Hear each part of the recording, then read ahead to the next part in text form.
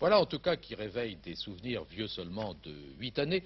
Pourtant, là s'arrête la similitude entre ce qui s'est passé en mai 1968 et ce qui se passe aujourd'hui. C'est une nouvelle génération d'étudiants qui manifestent, des étudiants moins romantiques, moins exaltés, mais peut-être plus inquiets quant à leur avenir professionnel. Inquiétude avivée par la nouvelle réforme, encore une, de l'université. On nous propose, alors qu'en ce moment on prépare notre licence en 4 ans, de la préparer en 3 ans, alors qu'en ce moment, déjà avec notre licence et notre formation, on a d'énormes problèmes de débouchés, on nous dit on va résoudre vos problèmes en vous faisant préparer un diplôme qui aura le même titre, mais en moins de temps, avec une formation moins bonne.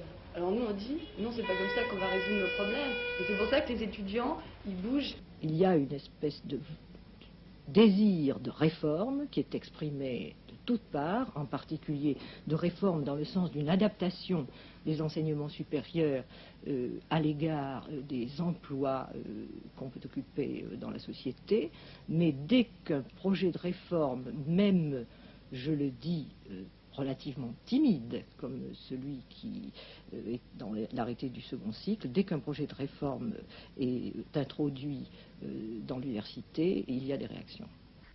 Pour bien comprendre cette réforme qui entrera en application dès la rentrée, il ne faut pas perdre de vue que l'université est, depuis sa création par Napoléon, avant tout le temple de la recherche et de la transmission des connaissances, et qu'elle a servi surtout à former des enseignants. Or, aujourd'hui, on a moins besoin d'enseignants que de cadres, d'ingénieurs, de financiers, de commerçants, etc., que l'université doit également former. D'où définition supplémentaire de l'université, préparée à une profession. C'est le trait dominant de la réforme, on professionnalise l'université. L'enseignement, organisé jusqu'à présent autour d'une discipline unique, droit, lettres, sciences, se doit donc d'être plus diversifié et axé sur plusieurs matières nécessaires à tel ou tel métier. Deuxième point, les études. L'étudiant Dupont, par exemple, entre à l'université après le bac. Ces études universitaires vont s'organiser en 2 parties. Première étape, en 2 années, qui aboutit à un diplôme d'études générales universitaires. C'est le DEUG. C'est un premier barrage. Deuxième étape, après le DEUG, il préparera en 1 an une licence. Ce nouveau barrage franchi, il lui faudra encore 1 an pour préparer sa maîtrise. Ça, c'est le cheminement normal. Mais imaginons que Dupont change d'université en route, sa nouvelle université étant autonome et responsable de ses propres diplômes, pourra très bien exiger que Dupont, même muni d'une licence, passe un nouvel examen pour préparer sa maîtrise. Pour les étudiants, c'est encore une façon d'aggraver la sélection. Troisième point de la réforme, il concerne les diplômes.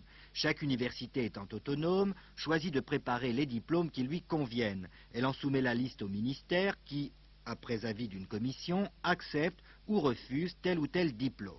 Cette commission, ce groupe d'études techniques, sera composé désormais d'universitaires, mais aussi d'employeurs ou de partenaires sociaux. C'est tout à fait indispensable si l'on veut faire des choix judicieux et émettre des avis judicieux quant à ces formations qui doivent déboucher sur les secteurs professionnels. C'est tout à fait judicieux de faire appel à des partenaires sociaux qui peuvent donner des renseignements intéressants et des points de vue intéressants. Ce qui est mauvais, c'est que c'est une fausse professionnalisation. C'est-à-dire que, sous couvert d'organisation d'études et de filières professionnelles, on va en fait diminuer la valeur générale des études sans créer d'emplois. Et d'autre part, on va soumettre un petit nombre d'étudiants à des filières extrêmement spécialisées qui les conduiront à des impossibilités complètes de recyclage. Et ces filières seront entièrement soumises à l'intérêt immédiat du patronat.